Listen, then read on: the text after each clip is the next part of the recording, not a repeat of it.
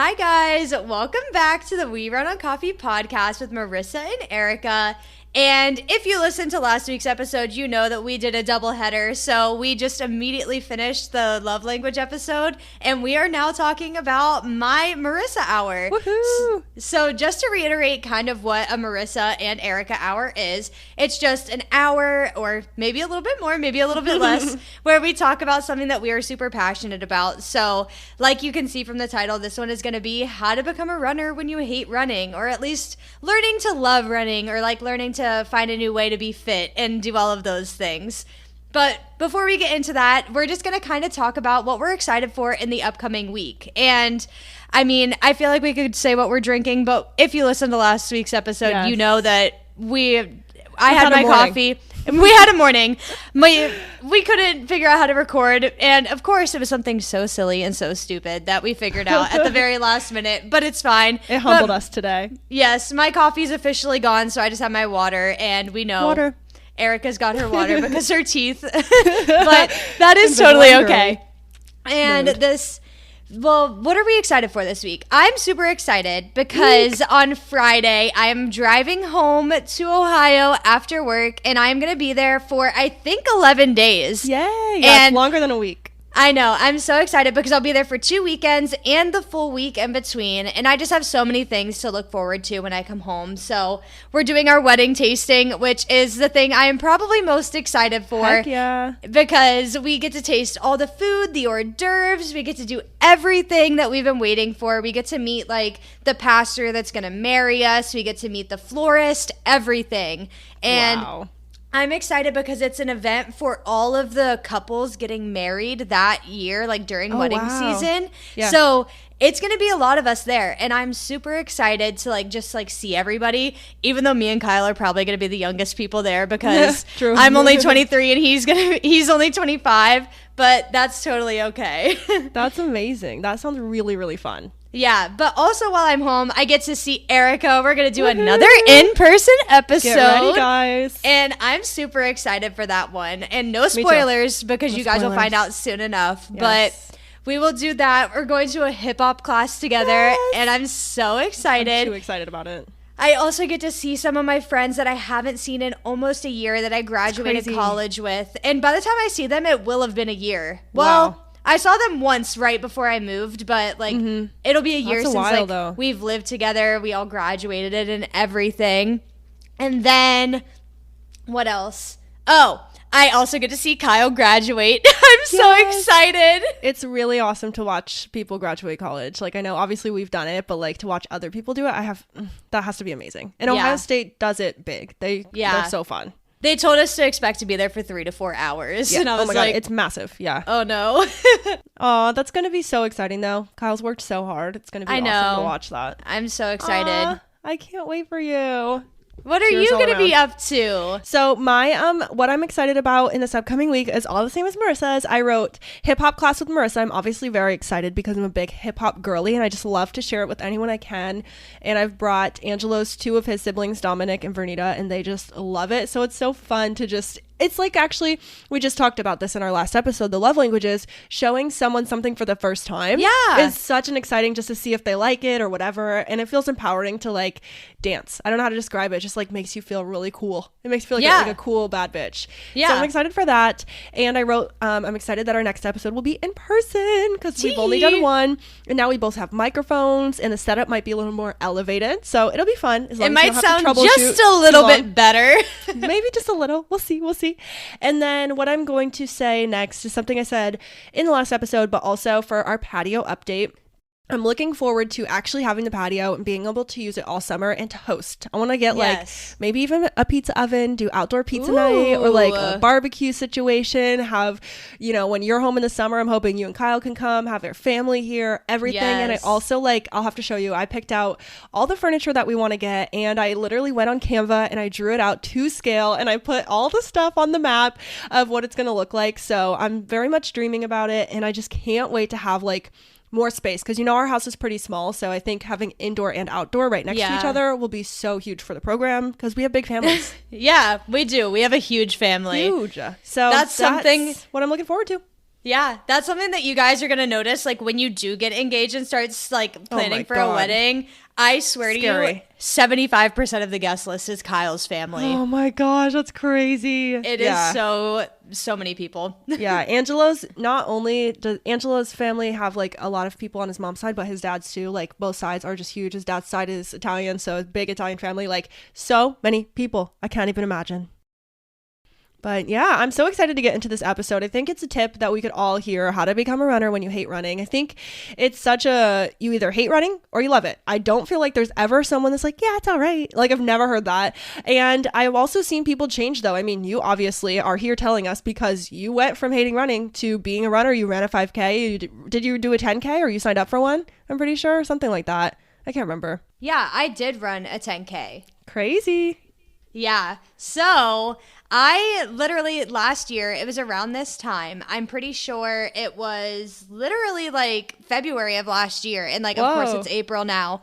But I think it was March when I started my 5K training. And I ran my first race ever at the beginning of May. So I did like a 6-week training program for my 5K, whatever. I did all of that. And then I kind of took some time off. I got surgery, everything.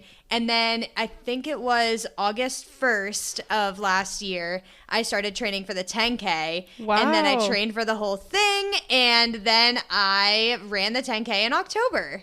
Oh my God. I just can't believe that. It's so funny because I always think of you as someone who works out. You were in charge in college, and I know you still do that. So you can definitely speak to that. But it's just so interesting to know that you just went from 0 to 100, 0 to 10K. Literally, 0 to 10K. So tell us how you did it. I am so ready to dive in.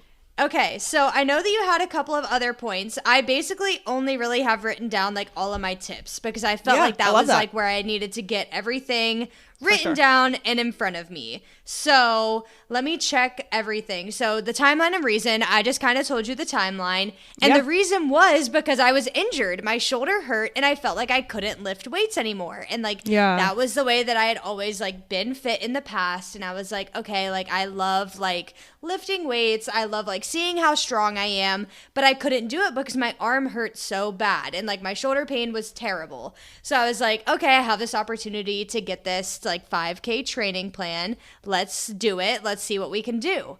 And so I did it. And then I was like, okay, well, let's see if I could do more. And then I got the surgery and I was like, well, obviously I can't like start lifting weights right away. So let's see if I can run. And I did it. Wow. It's just so crazy. I love that your inspiration wasn't because like, oh, I want to be a runner or XYZ. It was like, this is my only option if I want to start to like, keep moving. And so you just freaking did it. I love that. Yeah. And I just had to, like, I like felt like so, I don't know, like I felt like I couldn't do anything else because I couldn't because my arm hurt so bad. But I was like, okay, we're going to do this. We're going to get it done. And I did that. How was your mood at first? Like, were you a little bit angry that you like had to run because you couldn't do anything else? Were you resentful or were you like empowered and excited to start running? I think all of the above, honestly. Okay. I was kind of like angry because I was like, oh, my shoulder hurts. Like I did this to myself and I was like mad about that. But then I was also like, well, let's see if I can do it. Like I've never like pushed myself. Like that's the whole thing that I like with working out in general. Is just like seeing what my body can do. Yeah. So being able to see what my body could do in a whole new way was like a whole different like growth because I didn't even know I didn't know what my body could do. So any progress was progress to me. Yeah, that's huge. Okay, I would love to know, and you might have this written down, but like, how did you actually logistically start? Did you do a little treadmill? Did you do it outside? Did you do a little at a time? A lot?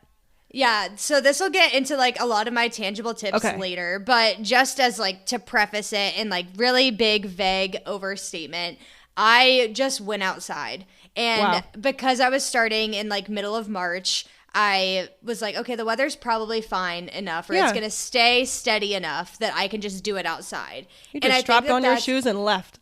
Yeah. And I didn't buy anything. Like I got the training program for free through Charge. So cool. I signed up, I used their training program. And that was it. And I started and I ran. And that was it. That's really amazing that they had that for you for free. Yeah. That's a huge resource. That's how I also did the 10K training. I got that program for free as well. Yeah, shout out here if anyone's listening and they feel like they want to start running and don't want to buy anything, because obviously that's always a barrier to entry of anything, is just having to buy equipment. But I know that the Couch to 5K app is free, and it trains you to go from literally your couch to a 5K. And I've tried it and failed many times, but you know, if you're listening and you want to try it, go for it. Yeah. Well, also, I know I talk about Charge so often, but Charge isn't just for college students. Okay. You can also buy their programs. Cool. They're called Fit Plans, and they do them like once, I think it's like once every other quarter. So they'll have like a winter and a summer one, or they'll have like a spring and a fall one. Yeah. And they'll do run clubs. So that's what I did, was Wow. Charge Run Club. And you can sign up even if you're not a Charge member. You don't have to be in college. You don't have to be anything. They do cost money. I got them for free because I work for them. Yeah. But it's only, I think it's like $50 or something. And you get the whole training plan. You get an app. You get everything. The community. Yeah. You get workouts to do on your off running days. You also get like these recovery programs, and it is amazing. That is so amazing, and I had no idea. I literally just thought it was a college club. Like, I did not realize that they had those offerings. That's how it started. But you can buy Charge merch on their website right now as not a college student. That's and so everything. Cool. Yeah. Wow. Okay. Amazing. All right. Well, I have no more questions to you right now. So let's jump into the tips. I'm so excited to hear these. Okay. And I wrote notes. I did it. She's keeping her goals. I'm so proud. And I wish I like wrote it out on paper, because I feel like it'd be like 2 pages of notes, but I just put it in the phone, like my notes pad on my phone, and it's she can scroll and scroll. Oh my I god, can she showed me. She's like scroll. It's like when you get a long text message and you're scared. That's what her notes look like. Yeah. Okay. So my first one is my first tangible tip, which I think is probably the most important tip, is just go outside. I love it.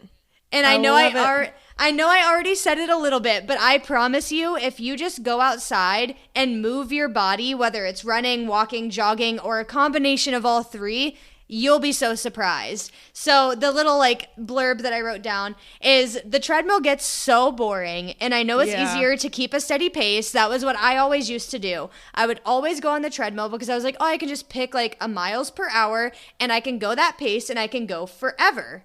But I was like, it's so boring. Who cares if I'm going at a steady pace? No scenery. Just literally go outside and explore. That's it. Yeah. That's a great tip. And it reminds me of something, I think I said this on the podcast a few weeks ago, but it's something YouTubers I watch say, is they always say, get your blues and greens today. Go outside, look at the sky, look at the grass, touch it, feel it. Be a human. Like, get off your phone and just go outside. I love that one. And it's so nice. Like I said, if you guys listen to the love language episode, I think it's just so fun to go out and explore a new place. And like, I had just moved here in June. I didn't start my training program until like the end of July or maybe the first week of August. And I was like, I got to see what's around here. Let me go to different parks, different trails, and just go and see what's here. And just like being able to see the sun, and like, you know, you always want to go outside when it's like warm and sunny outside, but like, just do it. Oh my gosh. Literally not running, speaking to one of your love languages. Crazy. Literally. A little bit. A little exploring. Wow. That's such a good one. And I think just going outside can be so helpful, even if you start walking first. Like maybe your first step is just go on a walk every day, and that gets you started. Yeah. I love going outside. It makes you feel so much better. You get the natural vitamin D, you get the sunlight on your skin. Amazing. Absolutely. And then my next one is, I would say probably the second most important, is buy good shoes. Oh, I've heard this from anyone who's a runner. I heard how important this is. Yeah. Yeah. So my entire 5K training, I had these shoes that I had bought probably 5 years ago. Yeah. And I mean, like I said, I was never really a runner, so they didn't really have a whole lot of miles on them or anything. But when I tell you, my feet are still recovering from these shoes. Yeah. Like, I would get blisters. Like, my heels would hurt so bad. I wouldn't really get shin splints, but I definitely felt like the pain from like striking my heel into the ground. Yeah. And when I started training for my 10K, I still had those really old, terrible shoes. Oh. And I think I got through like the first maybe 4 weeks. or maybe even like the first 3 weeks. And I was like, Mom, I have to bite the bullet. I have to go and get new shoes. And I did. And I luckily got a really good pair on sale. Good. So Brooks is the brand, which My mom feel like loves Brooks. Yeah, I feel like so many people like hype up Brooks, and I think the hype is real. I have a pair of Brooks Ghost shoes, and they're like a light purple. I think it might be like the Ghost 2. I would have to double check the tag, but I'll definitely get all this information to put like in the like description or like in too. Yeah, we'll put it on the socials and everything. But those shoes were so nice. And then I actually got a lucky opportunity to work with Reebok through Charge. Ooh, cool. And I got a free pair of running shoes nearing the end of my training. Wow. And I actually got them the week before my 10K. So I used those like to kind of break in on like my taper week, which is like the last week before you run your race. You do like really short runs compared to like what the race is going to actually be. So I think I had like a 2 or a 3 mile run and then like a 1 mile run the day before or something. And so I wore those to break them in. And those are Reebok Symmetros 2. And I'll send all of the information to Arika to include in the graphic. Yes. But those are also really good. I've heard mixed opinions on them. And like I said, I got them for free because it was like through a brand deal with Charge and everything. But I don't think that changes my opinion. A lot of people said that they didn't love the shoe, that it caused their arches to hurt. But I didn't have any of that. I think that they honestly worked really well with my feet. And the Brooks still might be my favorite out of the two. But I do enjoy using both of them. Like I'll kind of switch on and off depending on like... I heard the other day I was watching a video on YouTube of this other girl that's a runner, and she said that you have to have your like tempo shoes, your long run shoes, and your recovery shoes. And I think that I definitely agree with that. I haven't gotten too much into it to where I really understand what I'm looking for in those kind of shoes, but I do like switching off and on and seeing which ones work better for what kind of runs. I love that. I'm so glad you came with the freaking names and recommendations for us because I was about to ask, what are they? Yes. Shoes are so important, not only to running, but just like you got to support your feet. I recently just got rid of all my like Vans and all of my Nikes and all of these shoes that like were really killing me. And I upgraded and I got some Sorels, which is my personal favorite brand. But I think that the way you were talking about the Reeboks and how some people liked them, some people didn't, it totally speaks to you have to find what works for you. Like you can't just say, oh, Marissa really likes the Brooks. That's my perfect one. Go try them on. Go to Dick's, go anywhere they sell them, try them on, and then look for sales online when you find what you like. But it really depends on the person. We're all different and we all have different feet, like to be honest.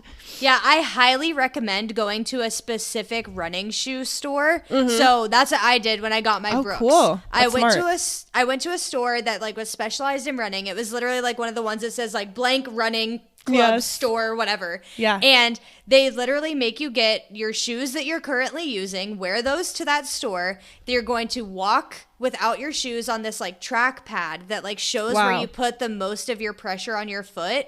And then they're also going to make you run in your shoes that you currently have and the shoes that you're trying on to track your like gait and see what works best. I've never heard of that. That is so cool. I'm so glad you brought that up. That's an amazing tip. I've never heard of that, but that just sounds fun to try anyway. It was so cool. All of that was free. All I had to do was pay for the shoe. Wow. That is such an awesome experience, it sounds like. That is so cool.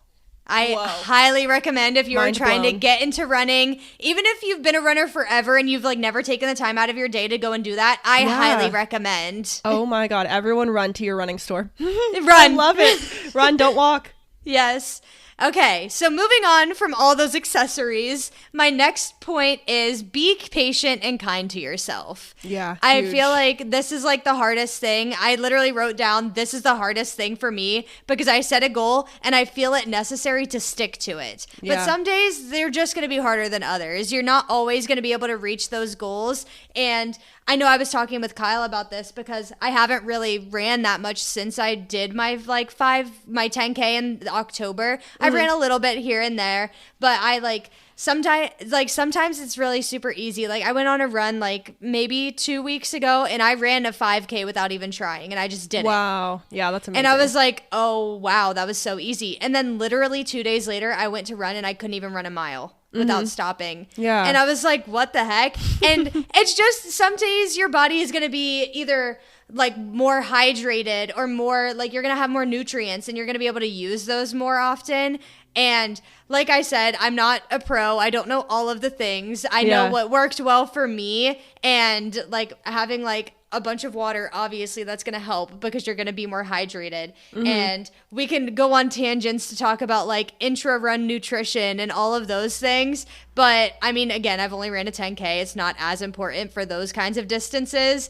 But once I get into my further running girl era, I will be able to come back with all of those better, just different tips and tricks. But like I said, be patient, be kind to yourself. Some days are going to be harder than others. Huge. Yeah, that's a really good one. And I did want to interject this because we did Arika Hour recently, and our most recent Arika Hour was how to buy a home at 23 with $0 down. And we started the episode and you said, I'm really excited today because this is something I'm so uneducated about. And that's how I feel today. I just want to say, like, that is the point of these Marissa and Arika hours. And I hope you all listening feel the same way. But, like, you are using words I've never even heard of. I've never heard of these shoes. I've never gone to the running store. I have no idea what the hell nutrition thing you just said. Like, I am learning so much. And I just want to say that, like, I'm loving this. And even though like you're new to running, you have so much valuable information. So like, thanks for sharing it with us. And I'm loving it. You. I just had to put that in because I was really feeling like that and remembering the way that you said that before. And I'm like, I feel the same way. Like this is something that I am so lost in. So anyways, I'm excited to keep going, but I just had to spread love, as we say. Yes. And that's like obviously why we do all of this. Like, I mean, at the end of the day, I'm literally just talking to Arika on Zoom. Exactly. But like I'm changing her entire perspective and I'm educating her on something. And like, I just hope that at least one person out there hears this and it really helps them. Marissa just wants one person to run. That's it. Maybe it'll be me. I'm feeling inspired. Yay! Don't tell Angelo. I would never. I'm so excited though. So good. Yes. Okay, so my next part is it's okay to stop and take walks or take breaks. Yeah. That's totally okay. I always thought that I wasn't a real runner if I stopped or walked during my training, but as long as you're moving, that's all that matters. Yeah. And I think that like that's the hardest part in like the whole I don't know, mindset of it all, because I was like, well, if I don't run the whole thing, like that's like, did I even do it? Yeah. But you totally did. So you still moved your body for that amount of time. And I'm still getting better at this. Like I said, like I've only gone on a couple of runs since I ran the 10K. And I went on one last week where I ran 4.1 miles, but I walked 0.65 of those 4.1 miles. That's still so good. Oh my gosh. I know. And I was like, oh, like I had to stop and walk twice, but I was like, you still did 4 miles. What are you talking about? That's huge. Yeah, that's a really great point. I love it. And I also, when I did this Couch to 5K app, like literally I tried it in high school, but the whole way that they do their training is run for 30 seconds, walk for a minute. Run for 30 seconds, walk for a minute. And walking is so integrated into it, which I think is huge, because if you are physically able to run, and you're probably also physically able to walk, and it's something that you might do like on the regular basis. We walk all day long, Marissa and I. So like it totally makes sense. It's something that you're able to do, and then you're pushing it a little further. So I feel like that is a really awesome point to bring up, and it ties right back in with your be patient and kind to yourself. Like, listen to your body. Yeah, exactly. And that's exactly how my 5K training was too. I'm pretty sure the first run that I ever did was run for 2 minutes, walk for 5. I'm pretty sure that was my first ever workout that I did. And I was like, walk for 5 minutes and only run for 2? What? Like, what is that about? And then I like noticed like, of course, the intervals like increase, like you run further and then you start to walk less. And then all of a sudden you're running a mile and a half and then you're walking like for a quarter of a mile. And it's absolutely wild. It's crazy. Yeah, that's insane. It's insane the way you can train your body to do so many things. Yeah. Wow. And 10K training was so different in that aspect as well. So, like I said, the entire 5K training was run for a certain amount of time, walk for a certain amount of time. But when you start to get into longer distances, different types of runs come into play. So you'll have a recovery run, which I kind of hate that term because nothing in running feels like recovery to me. Yeah. But it was basically like you would do like a 3-mile run or like a 1-mile run, and it would just be an easy pace. And I was like, okay. And then you would have tempo runs, and tempo runs are where you run at your race speed for a certain amount of time or a certain distance, and then you jog at a slower speed or you walk in your recovery periods. Oh, that's interesting. And those were really hard for me. And then, like, I don't know, they were just really hard for me to get the hang of, because like I had an idea of what pace that I wanted to be, but because I hadn't really ran that often, I was like, can I do that pace? And I would kind of change and like flip flop every other time. And nearing the end of my training, it just like turned into like running at all the same pace instead of doing like the actual like intervals, which I need to get better at if I'm going to continue to train. But then there's also speed runs, which is where you run for a certain interval at your 5K speed instead of your 10K speed. So you run a little bit faster, and then you do another interval at your 10K speed, and then you do a recovery speed. And those are just to be able to get like your heart rate working in those higher zones, like where it's at a higher beat per minute, so that you can increase your speed as you go. And then the fourth type of run is a long run, which is just where you go at like a steady speed, but it's longer than your recovery speed. Okay. Oh, okay. Wow. Yeah. Oh my gosh, there's so much to it that I love, like the science behind it in a way. That's really cool. Yeah.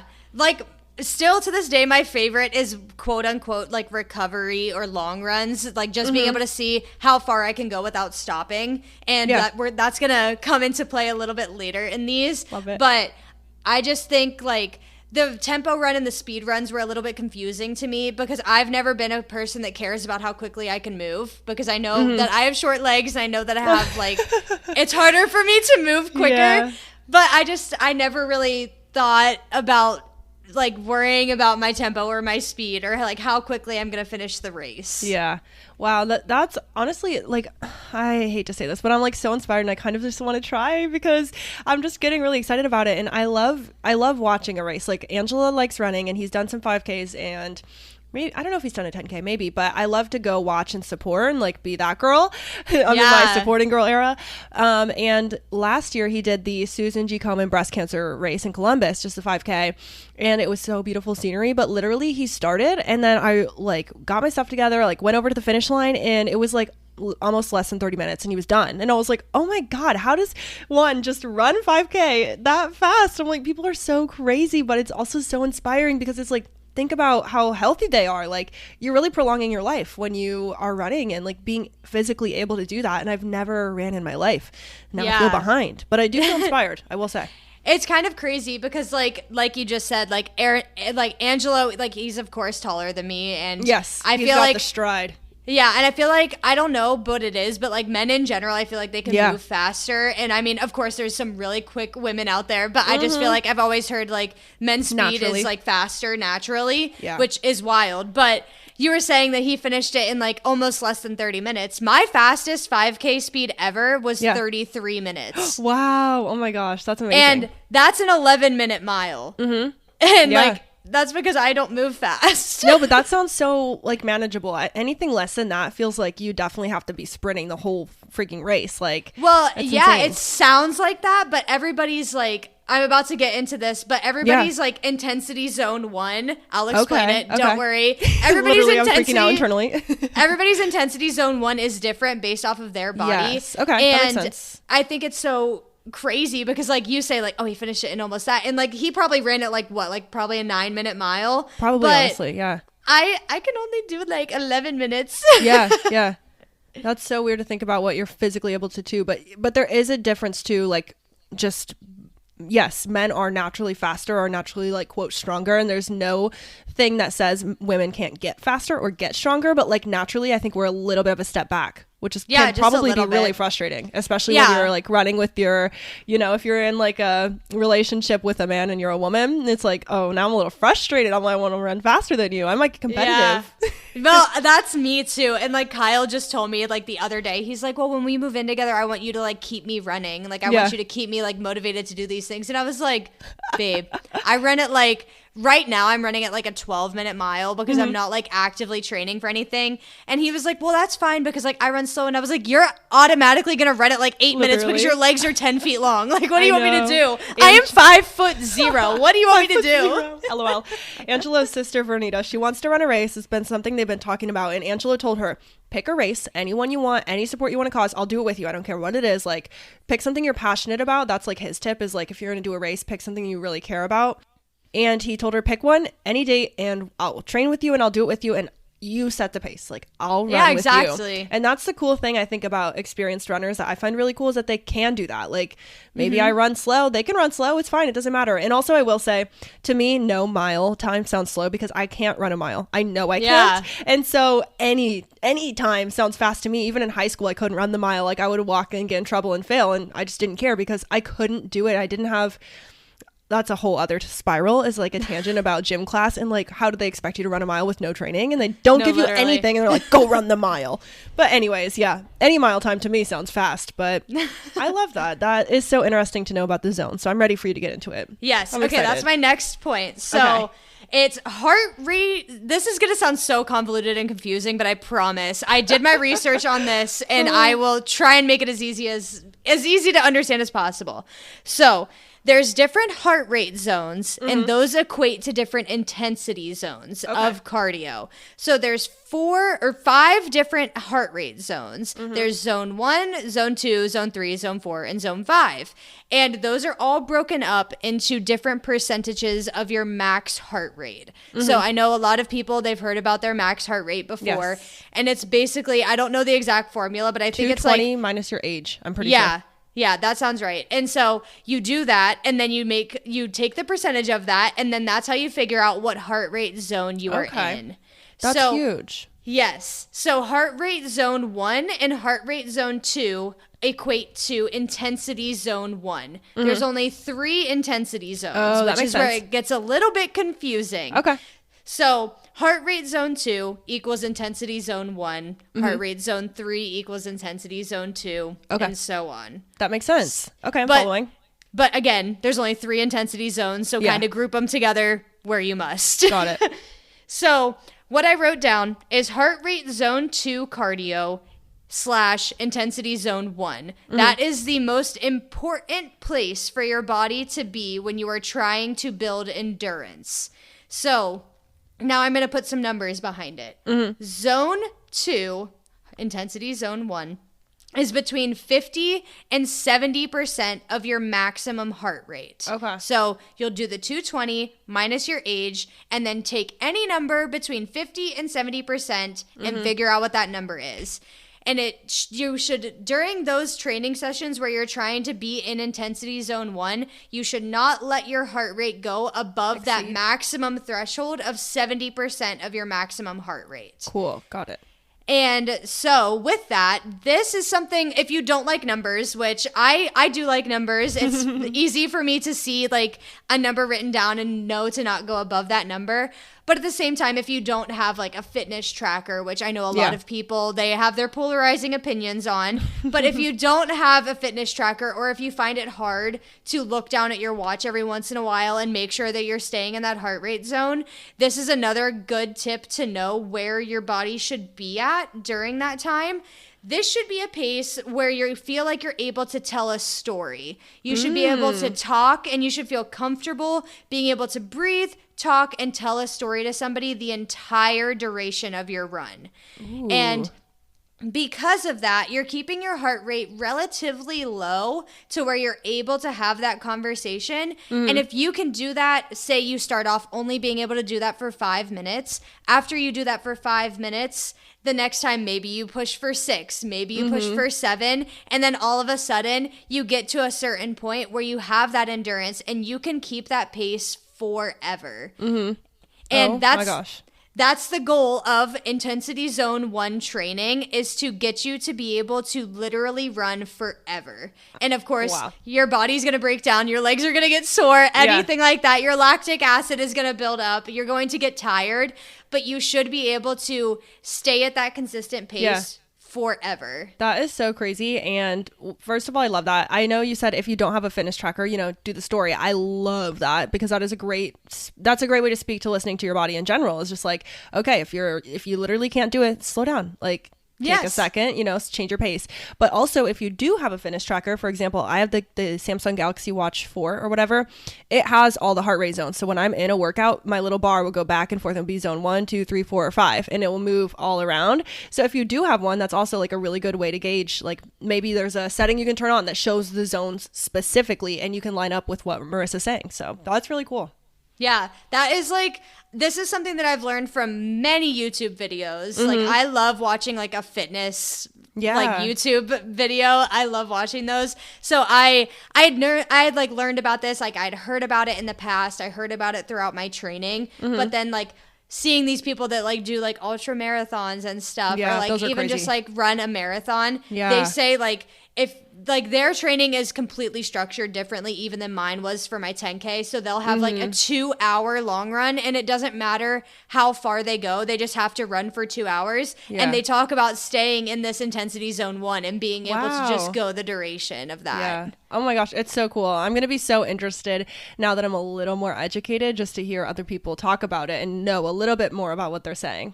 Yeah. So that was my most like scientific part of all of this. The rest is just stuff that like really just like helped me in general. But I hope I explained that well. I know it's a little bit confusing. No, you did. And we can also, I think would be really cool, I was thinking during that, is that we should totally draw up a little graphic. Maybe I could do a hand-drawn one, and we could put both of ours on there, both of our max heart rates, and give real numbers. Because just like you said, real numbers helps people illustrate, what we're trying to say, and like really give it a visual. So yeah, that was really good though. Yay. Okay, so my next one, I feel like this could be a little bit controversial. Ooh. But I think it's important Spicy. Still. So it said, my point is, be focused more on improving time of movement or distance, not both. Pick one. Oh, I like that though. And I think that this kind of goes back to what we were saying about your couch to 5K or my my beginner 5K training that I did. And I think that it's important, especially if you're just doing a 5K, because it is 3 miles. It's hard to kind of categorize those runs into certain miles. I think it's really important to think about running for a certain amount of time. And like I said earlier, it could be 2 minutes, then it can be 3 minutes the next time, or it could be 2 minutes and 30 seconds. You take it on intervals that makes it easier for you. And I like personally the minutes, because I think, like I said, it's harder your body changes every day. Sometimes it's going to be easier. Sometimes it's going to be harder. So if you choose time frame instead of distance, you might be able to see different kinds of progress than if you're thinking like of distance, because like I said, I run slow. If I choose to run for 4 miles, that could end up being an hour and a half on some days because I'm just being slow. But if I think about time frame and be like, oh, I want to get 30 minutes of movement in today, then that's all I do. And it doesn't matter how far I went during those 30 minutes. Yeah, that makes a lot of sense. And I think picking one or the other, at least at the very beginning when you're just getting started, makes total sense. I mean, I hear you. I don't think it's controversial, but I'm sure some people do. But I really do. I think it makes sense to pick one, because personally, I'm someone who, like, when I do something, I try to dive all in. I feel like sometimes you do that too. Yes. We just want to dive all in and do it really good the first time and do it all at once. And that can be so goddamn overwhelming to to your mind, to your body. That could stress you out, make you hate running to begin with. So I think it's really helpful to just pick one path and focus on that to get you started. Yeah, and like I said, with focusing on the time of movement, especially now that I'm not like necessarily training for anything, I find it to be way more successful. Like when I was trying to get into running, like I said, my entire 5K training plan was intervals, and as long as you see some improvement, whether it's 1 more minute, 30 more seconds than the last training session, or it's 10 more minutes, or like 15 more minutes, it's just you are moving your body for longer. And I think that that's so much easier to see than distance, because in reality, if you run 2 miles in 25 minutes one day and then you run 2 miles in 23 minutes the next day, are you really improving? Because you still went the same amount of distance. And that's where I think like time makes more sense. And I it's think less like limiting almost. Yeah. And I think we automatically focus on distance, like when we start thinking about running. And oftentimes I think that causes us to lose energy a little bit more quickly, because if you're focused on the distance you're trying to counting reach, down. Yeah, you're going to try and get there as quickly as possible. And that's not necessarily the best thing to do. Yeah, that makes sense. And I think almost society has shaped us to do that in a way, because races are by distance. Like you do a 10K, you do a 5K. So it does make sense that people naturally might try to limit themselves there. So I feel like that's a great point to bring up, is like maybe focus more on, other aspects and take that restraint out of it while you're practicing, at least. For sure. Then you might run a 5K and be like, I'm already done. Holy crap. Yeah. Like you'll be so prepared that you'll just run it and be like, whoa, that was easy. Yeah, and if it's your first run ever and you want to put like a 10-minute, like just say, I'm going to go out and I'm going to run, quote unquote, run, walk, whatever, jog for 10 minutes. What if you get a mile that first time and you're like, holy crap, I didn't even know I could do a mile. Yeah, it's a great way to benchmark. Yeah. Yes. That is so awesome. Okay, my next one, I feel like this is a holy grail. It seems so simple, but it is so good. Just stretch. You have to do it. You need to. Yes. I said if you aren't stretching and recovering properly after any run, you will not improve. And I think that was really hard for me. Like, I was like, I don't want to have to stretch. Like, this seems like so much extra time. Yeah. Yes. But then I started doing, and like I said, with like the charge training plan that I did, it came with like warm-ups and cool down stretches. Oh, that's so nice. I think a slow, deep stretch before and after is very helpful. Only about 10 to 15 minutes. That's all you need. Keep it simple. I know a lot of warm-ups, it'll be like incorporating like jumping jacks just to get your heart rate up and pumping. But I think it's totally okay if you don't want to do that and you just want to do like, I don't know. I look almost up like yoga. I look up yoga YouTube videos and I'll just do like, even if it's like a bedtime yoga, I know like you're about to go out and work out, but like it's just a slow, deep stretch that helps elongate your muscles and get your body like kind of like greased and ready to go for your run. I feel like that what you're saying with the bedtime yoga even might quiet your mind a little bit if you're anxious about getting started, or you're like nervous you might not be good yet, or you don't know where you're at. I feel like that could maybe be a little bit peaceful too. It's like you quiet your mind and you stretch out, get really warmed up, and then you go out and you just do it and you see what you are capable of. I feel like that's amazing. And I have a tip here, actually. Yay. So in dance, we always do a warm-up. And I felt the same way. I'm like, oh my God, I don't want to warm up. I just want to dance. Like, I'm ready to get started. I'm so excited for the day. I'm pumped up. Like, the last thing I want to do is sit here and do my warm-up. But our dance teacher has 3 songs. He plays the 3 songs right in a row. And we do the same exact warm-up every single week.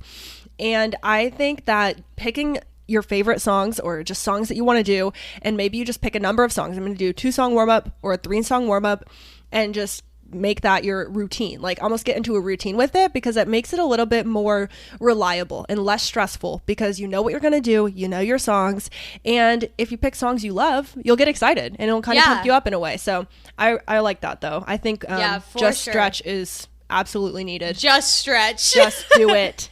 Yeah, and something that you were kind of talking about, like with the whole songs and everything, I think that was something I kind of subconsciously did. Like during long runs, I would always listen to a podcast, because I knew by the end of the podcast, I would be almost done with my run, or the podcast would even continue past my run. And I was like, oh, wow, I finished my run before I even finished the podcast. You That's can listen crazy. to us while you run, guys. Listen to Marissa and Arika. We usually talk for an hour and a half, so we could help you. The funniest thing, and this is a little bit of a tangent, but I think it's so funny. One of my friends, so this is a little bit sad, so warning, but there was this woman, she was training for a race, and she went out to run at like 7 a.m. before she had to take her kids to school and everything, and she was actually abducted, and she was murdered on her run. And there was this whole thing, like everybody, they like donated to like her funeral and everything, and it was everybody like finished the race for her. I forget her name, but everybody went out and they chose a day to run the race to finish the amount of miles that she had planned for that day, based off of like the end of like where they believe that she was abducted. And I just remember one time I was talking to my friend Owen, and she was like, Marissa, do you run with like 2 headphones in, or do you just run with 1? And I was like, Owen, you're going to hate me. I run with 2 headphones in, listening to a true crime podcast while I run through the woods. Yeah. And she was like, Marissa, like, that's so dangerous. And I was like, I understand. And like having that story like come out about that like woman that was training and everything, it definitely changed my mindset. So Totally. if I were going on runs, like at a certain time, I would kind of change and like I would listen to like upbeat music and it kind of like hyped me up. But I also still really enjoyed like listening to those podcasts to like push me and be like, oh, well, like it's an hour-long podcast. I can probably finish my run in an hour. Yeah, it makes perfect sense. And I feel like I know that I'm beating a dead horse by saying this. I say this in every episode, it feels like now. But tying this back to our habits episode, having an accountability partner, but not only calling them that, just a workout buddy could be so huge for your safety. Like, just like Marissa was saying with that story, it's like maybe you want to run with 2 headphones in, but you bring 2 friends. That is so increasing your chances of being, more safe and well off. So if you are someone who, you need your 2 headphones and you need your loud EDM music like bang in your ears, or you need your rap and you need that to keep going, maybe ask some friends to come jog with you or whatever, get on the phone with someone while you're running. Like, there's totally options for safety too. And I feel like that's important to mention. For sure. Yeah. And since we're kind of on like this little topic of safety, I didn't write it in my notes, but I kind of have this like to-go pack, I guess you could say, like this thing that I always took with me when I went on my runs. And it was kind of just based off of what I thought that I needed, and also like talking to like my mom and like Kyle, because I was in a new area and they wanted me to be safe. For sure. So I bought a fanny pack. I bought the Lululemon belt bag, which of course. Wait, do you love it? I did not know you had one. Yeah, I love it. I want one, and it's been in my cart, and they have them in stock. I feel like I need one. Yeah, I love mine. I just got the plain black one because I was like, I'm going to sweat on it. Like, I don't want it to get all gross and dirty. So I got the plain black one, and this is what I always put in there. So if I was going on a long run, it would change depending on like what I would take with me. But I always put my wallet with my ID in it, and I always took pepper spray. I took my keys. And then I also took my EpiPen because I'm allergic to bees. But of course, not everybody has to take that with them. But having my ID with me, just like, I mean, of course, like you're not walking like to a gas station, or like you're not going to need your ID. You're not going to need your like credit card or anything. But say something does happen, it's something that you can quickly take out of your bag and you can throw it on the ground, and then somebody knows that you were there and that they should go looking for you. Yeah, totally. And you also never know, like, I'm someone who kind of like, this is really bad, but sometimes like I'll forget my whole purse at home with my driver's license in it, and then I'll be driving and it's like, sure, no one thinks they're going to get in an accident. No one thinks they're going to get pulled over. But when you do, that's something you need. So it's like, yeah, that's a super important point. Even if you don't, have to leave it as like a trail, which you might have to, you could also like be running and a fight breaks out and police come and you have to give a statement and they need to know who you are and they need proof. Like, there are all kinds of situations. So that's huge. And Angela does that too. He always runs with like a first aid setup, like almost always. Or if we ride bikes or have whatever, we'll tie something on our bikes with like a whole first aid setup in it, and of course water. But yeah, those things are huge. And I feel like what's in my running bag is a fun topic. I feel like that'd be interesting. So if anyone out there runs, comment on our Instagram and tell us what's in your running bag. Yeah. And like I said, like I just would take my like ID and my wallet. So like I had things that had my name on it. So like if I did feel unsafe, I could always throw it down and say nothing happens and I am safe. I know exactly where it's at and I can run back and get it whenever I feel safe again. And you have money maybe too. So like if you run out of water and you're like really dying, it's super hot, like you need to go buy a water, you can. Like, it's good to give yourself those options. Yeah, exactly. And like I said, I always took my pepper spray too. So if I ever did feel unsafe, I would just pull it out, put it in my hand if I felt unsafe, and then that would help me. And of course my EpiPen, so I didn't die of a bee sting while I'm out there running. Oh God. And then I had my keys, obviously, to get back into my apartment. And then also, you were talking about water and stuff. I feel like this is also like a holy grail product. I don't remember the exact name, but I will make sure that I get it to add into like the links and everything that we have. But it is a Nathan, that's the brand, is like Nathan's like this well-known like sports or like running brand. And it was a handheld water bottle. And I think it was only about 8 to 12 ounces. And you could literally strap it onto your hand. Oh, that's so nice. And it was one of the squeeze ones. So you didn't have to like worry about like messing with your breathing, trying to like suck up the water. So like I got that and that was like perfect. Because technically you're not supposed to drink a whole lot of water while you're running because, like, you know, when you drink too much water and you try and move, like, your stomach jiggles. But I think that was, like, the perfect amount. And, like, I was training during the summer, so it was super hot. And this area that I live in is so muggy. It is so gross. It humid, is, like, sticky. And so just having that and, like, spraying it on my face at some points, like, that was super helpful as well. Yeah, stay safe out there, people. If you're going to be trying to run this summer, watch for the heat, watch for your safety. And, you know, stay hydrated.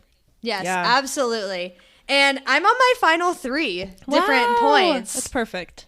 So my next one, this kind of really goes hand in hand with us talking about being safe, but I didn't even think about this at first when I put it down. I put change up your routes. Yes. And this is huge. Angela will not let us go on the same route twice, especially 2 days in a row. Yeah. Yeah. I think that this is something that's really important. I said I think it's the most fun part, which I genuinely, when I wrote it down, I was just like kind of going back to my first point of just getting outside. If you go out and see something new every time you run, that's so way helpful. More exciting. Yeah. But also, since we were talking about safety and everything, and like I said, I'm a big lover of true crime and everything. Yeah. But if you remember, that's how Jeffrey Dahmer got his first victim, was because he watched this guy run the same route every day, and he memorized it and then was able to get him off of that route.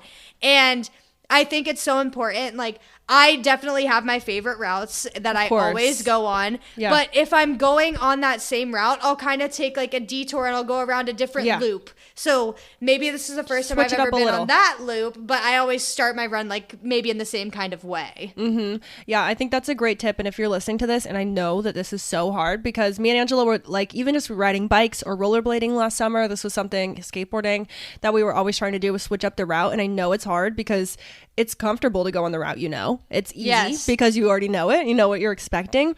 But try to switch it up, and also try not to follow a pattern. So like maybe you feel like switching it up might mean, okay, I'll go on my favorite route every 3 days. Try not to. Go every other day, and then every 2 days, and then every 5 days, and then every other day, and really switch it up because that's the safest way you can do it. But I know that's hard to put into practice, but something to consider. Yeah, and if you also, like some people, they hate switching up their route, that's okay too. Go to a park and find a place where there is a bunch of people that are always on these like trails and stuff. Like there's a place near me that I always go to. It's about a 4.25 mile loop trail, and there's always people on it. And if you're going to go on that same trail like every day, that's totally okay because there's always people there. Just switch which way that you start running on the trail. Like run like clockwise one day and then run counterclockwise the next day. Yes. And it's nice to keep yourself where you can be loud and know someone will hear you if you need to. Yes, of course. And now, getting away from all of the safety tips, those are very important, but to bring the mood back up, I said to take rest days. Yes. Oh my gosh. Here we go. The main themes: be safe, listen to your body, and just do it. Yes, exactly. So with this one, I said, I know not everyone will automatically hear this and start training for a race, of course. But whether you are training or not, just take a rest day. And I think this is super important because you don't want your body to get like bogged down too quickly. And if you feel like super uncomfy one day, but like you have a super heavy training day planned next, like I know that would happen with me a bunch of times. Like I don't know, like the lactic acid in my body would just build up and I'd be so sore, and the stretching wasn't enough. And like the next day I had my long run and I was like, no, that's gonna be my rest day. We'll plan the long run for another day. That's one of the things that's hard for me, and maybe you too, is just like not beating yourself up for that. It's like, okay, it's not a promise that I have to keep. We have to listen to our bodies, or we're not going to be able to run as far the next time that we want to run. So that's really hard for me personally, and I know that would be something I'd have to work on. And it always goes back to just being patient and kind to yourself and your body. Huge. It really does.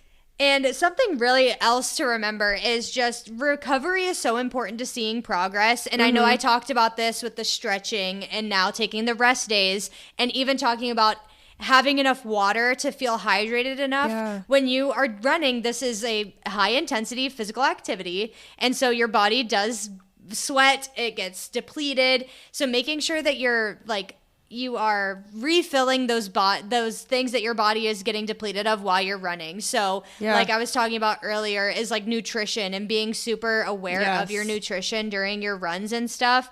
And so just making sure you're having the protein, you're having the carbs. And I know this is something that a bunch of like big time runners say. If you're a runner, eat whatever the hell you want because you have been running, you've been depleting your body of all of these nutrients and all of these like calories, and you just need to replenish that. You just need to fill your body with what your body needs. And if it tells you that you need to eat a pint of ice cream, eat a pint of ice cream. You're running. It doesn't matter. Yeah. That's so crazy to me, but also not, because that's what I practice. I mean, obviously I'm not working out as much as I see you do, which I aspire to, but I just really, I know we say it 100 times, but I just listen to my body. If I feel hungry, I'm going to eat. If I don't, I'm not. I'm going to have snacks when I need to have snacks, drink a lot of water, and do what feels good. And I think that's so important. Yeah. It's so hard with the diet culture these days. There's so many like trend diets, and you just have to find what works for you, not what you think is trendy. Yeah, exactly. And even like you said, like we have completely different like workout schedules or workout like preferences, but still you're just needing to refill your body with what your body needs. You have to, or you can't run on empty. You just can't. No. And that was one of my biggest things. I used to love working out first thing in the morning before I'd eaten anything. And I think that was really helpful in my training because like, I don't know, I felt like it was like kind of necessary. I didn't want to feel too weighted down, but also remembering that nutrients is just as important. And if you don't have any energy going into your run, you're not going to be fueled enough to go as far as you need to. Yeah. And that was something that I've kind of changed my mindset about over the past couple of months since I finished like my race and everything. Like I said, I used to do like fasted cardio. Like I wouldn't eat. I would go out, do it first thing in the morning. Yeah. But now that I work second shift, like of course I have to eat before I go and do things. And when I ran that 4-mile run last week, I had a huge sandwich right before I went and ran. And I feel like that's what helped me move so much like longer and faster. That's great. Yeah, exactly. It depends. Like we can't sit here and give you all advice on what you should be eating because we have no idea who you are and what you need. So it's really important to kind of hone into that. And to be honest, I don't have a lot of good tips for that. I don't know how you find your own way without just trying and failing and then trying and succeeding. Yeah, exactly. Yeah. It's all about trial and error and trial and success. Yes. I love it. Wow. That is amazing. Are you ready for the last tip? The final tip. The final tip. Okay, I'm ready. Okay. It is just set small goals. So this can be either before your run, after your run, during your run, whenever. And it's just, I like to set out for like a certain time, like we were talking about earlier, in which I want to run. And it is all going to depend on like how my body feels. If I'm like, oh, I want to do 45 minutes today, or oh, I only want to do 15 because I don't have that much time or whatever. And just remember to set those goals, be patient, be kind, and adjust your goals as needed. And I even wrote down like sometimes a run that felt really good, like if I'm at 30 minutes and that was my goal and I'm like, oh, it felt really good, like I don't feel too tired yet, I'll just add on another 2 or 3 minutes and see if I can do that at the end. I think that the way you say just set small goals actually just reminded me of in the Love Languages episode when you said sometimes Kyle breaks down things for you and it makes it like a little bit more manageable. That's kind of the vibe I was getting with set small goals. It's making your large goals more manageable by breaking them down and taking it step by step, day by day. And I think that's a tip that a lot of us could implement in our daily lives pretty easily. Yeah, absolutely. Like when I was doing my 10K, this is like the biggest like example that I have for me setting those small goals. So when I had started my training, my goal was to be able to finish the 10K in about an hour and 20 minutes because that was like an 11-minute mile. A 10K is 6.2 miles. A lot of people try and do it in an hour or less because that's about a 10-minute mile or less per mile. And I was like, okay, I don't think that that's achievable for me. So we're going to say like an hour 15, an hour 20. And I was like, okay, cool. And then about halfway through my training, I was like, I don't really think I'm getting any faster. So we're going to say like an hour and a half. And my time, like it kept changing throughout the entire course of my like training. I was like, okay, well, I think that I could actually do it in an hour and a half, or I think I could do it in an hour and 15, whatever.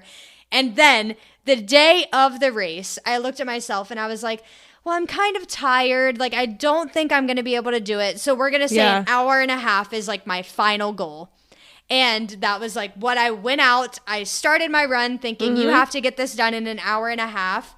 I finished that 10K in an hour and 6 minutes. I beat all of my goals. Yeah, that's amazing. And I almost wonder, you could probably speak to this. I don't know if you feel this way, but I almost wonder too, like when you're at a race, it is hype. Everyone's there to run. Everyone's there cheering. There's usually music. There's usually some kind of like fun element. So I almost wonder if that sometimes gives people a little bit more adrenaline too, just the community of it all.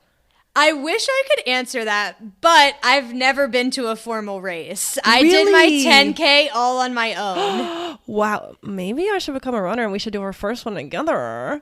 Yeah. It's just such a fun vibe. I've never ran in one, but even I get hyped up and I'm like, yeah, let's go. Like, it's such a cool environment to do like those races for causes, I guess is what I'm referencing, because they're not all races, have to be like that. But a lot of the ones I've been to are like the breast cancer race, or Angelo did like a trail race like through the woods with a big group. And it was just music and events and food and awards. And it's just a fun time. So, yeah. And I think it would be very fun. Like, I do want to sign up and I do want to run a race like with a bunch of people or whatever.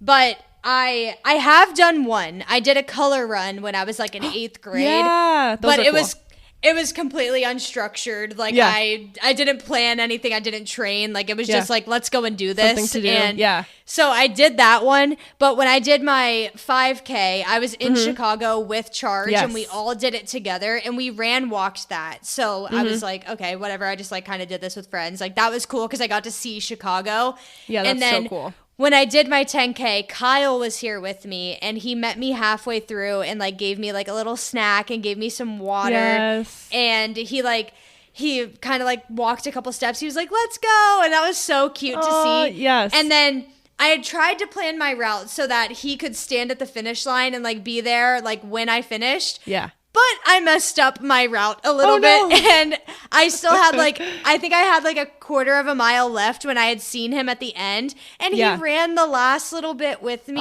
even though he does not run. Yeah. And it was just so sweet to be able to like see him like going and doing that with me. That's amazing. Yeah, that like community support is exactly what I mean. Like that has to be like so helpful to a runner. I imagine, like obviously I don't know, but I imagine that can make it just that much more like, yeah, I'm going to finish this because people are here with me. They're cheering for me. They're happy for me. And like people are proud of me. I'm proud of me. Like that has to feel so cool. Yeah. I need that feeling. I might have to be a runner now. I really want to sign up for a race. I just don't know when or where or whatever. And I want to do something that I know is achievable. So like maybe just sign up for a 5K because I know I could do that right now. But in the future, like maybe sign up for like maybe another 10K or a half marathon and just like see what I could do. Yeah, exactly. If you ever want to run one with someone, Angelo's down always. Me and Kyle can cheer you guys on. Yes. But that's so cool. I'm so glad we did this episode. And the Marissa and Arika hours have become some of my favorite things because I'm just learning the most and I think it's so much fun. So thanks for doing this. I'm so glad. I feel like I learned a ton. I didn't even know I was going to be able to talk for an hour about running. Yes. Oh my God. But girl, we did. I'm like so impressed. I didn't know either. I was like, I don't know what this is going to be, but I'm just here and I feel so more educated than I was before, which is awesome. It's crazy. Very inspiring. But yeah, well, thank you all for listening to this. This has been so amazing. Thanks, Marissa, for telling us how to be runners. Of course. I hope that some of us go out and give it a try, even if it's just once. You know? Yeah. You never know until you give it a shot if you're going to like it or not. That rhymes. Okay. Maybe I should write a song. Yes. No, literally. So with that, I think that wraps up That's our episode. everything. That's everything. I am just feeling actually so inspired for like the rest of my day. I'm like feeling a little bit more motivated than I was when I woke up. Obviously, like we said, we had a morning too. So we were both getting each other down with this freaking problem. Well, our problem was getting us down. But now I feel like I'm back up and now I'm ready to take on the day. So thanks, Marissa, for giving us this Marissa hour. I hope everyone listening is enjoying this. And yeah, you guys already know what to do, like I said before. So follow our podcast. Definitely rate us 5 stars. Give us some feedback if you want in your rating and review. We'll read it. You can comment on our Instagram if you want to chat with us. Leave us any questions. We can answer them on the pod.